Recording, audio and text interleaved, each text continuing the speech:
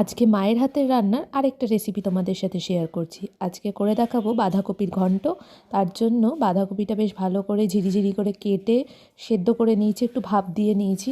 তারপর দেখো, এবার রান্নাটার জন্য সবার প্রথমেই কড়াইতে সর্ষের তেল দিয়ে আলুটা একটু ভালো করে সবার আগে কিন্তু আমি ভেজে নিচ্ছি। আলুটা ভেজে উঠিয়ে নিলাম।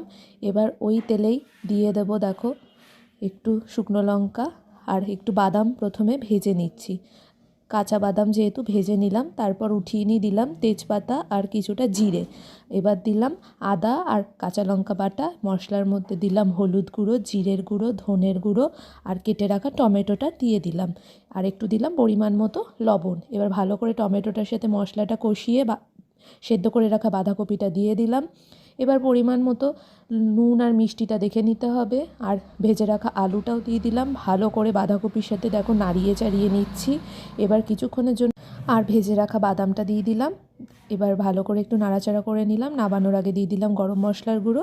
বাঁধাকপির ঘন্ট রেডি। ভালো লাগলে লাইক, সাবস্ক্রাইব।